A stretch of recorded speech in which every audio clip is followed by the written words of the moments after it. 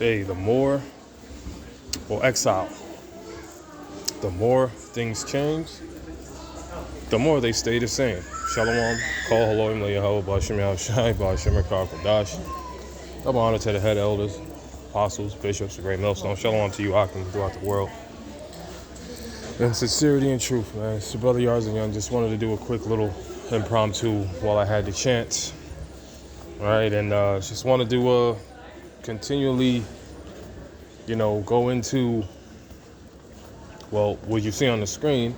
And the reality of the fact of the matter is you see the ancient Israelites being led into captivity time and time again, over and over and over, man. All right, and you've seen I believe this might be the ancient Assyrian Empire.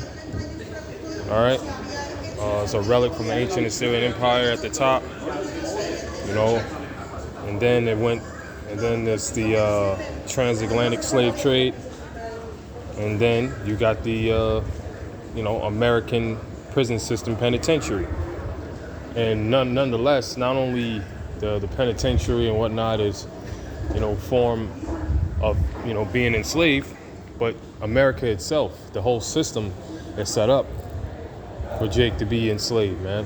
Whether you're, like the scriptures say, rich or poor, free or bond. And that's the spirit, because we all know very well what that scripture goes into. It goes into what's about to be happening on a geopolitical scale, which is the MOTB. We always talk about it. We always will talk about it, until the Lord bring the famine of the word, because, these things are prophecy. All right. So yeah, the more things change, the more they stay the same. You had the Assyrian captivity, Babylonian captivity, right? Persian and Mede captivity, right? The Greek captivity and the Roman captivity, right? And dealing with you so-called blacks, Latinos, and Native Americans, your ancestors go back to those ancient Israelites that were oppressed and held captive. Because of why?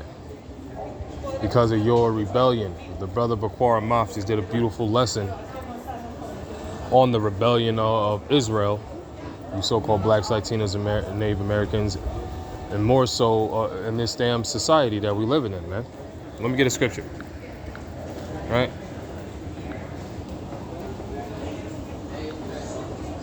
So what kind of spirit should we be having, man? I'm going to get Ecclesiastes 7 and 6, right? 7 and 7.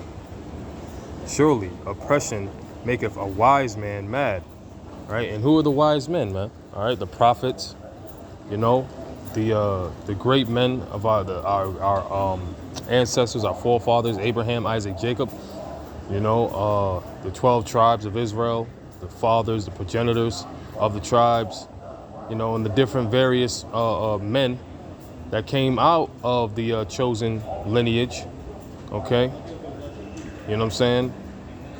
Until this day, man. And we always go through these scriptures and we always paint you the picture. And nonetheless, you should be in a spirit of wanting to push the names and the doctrine of Yahweh B'Hashem Yahushai, and praying, of course, constantly to the Lord to get us up out of this hell of a situation that only the Lord could get us out of, man. We can't get ourselves out of this.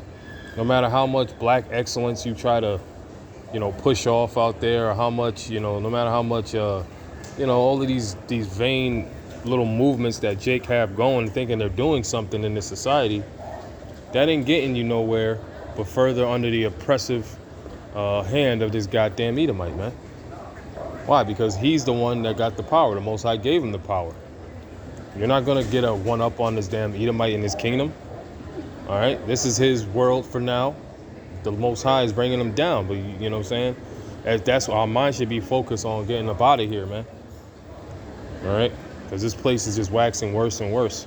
Surely oppressive maketh a wise man mad, and a gift destroyeth the heart, man.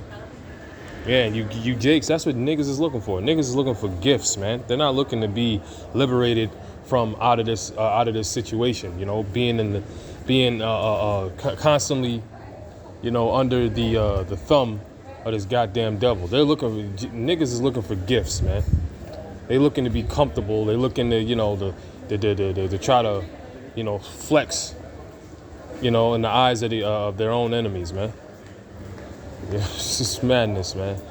That's why the Lord's gonna destroy 2/3 of you niggas, man. All right, but yeah, man, you see this thing is reoccurring because the Lord said Israel have kindled a fire that burns in his heart forever, man.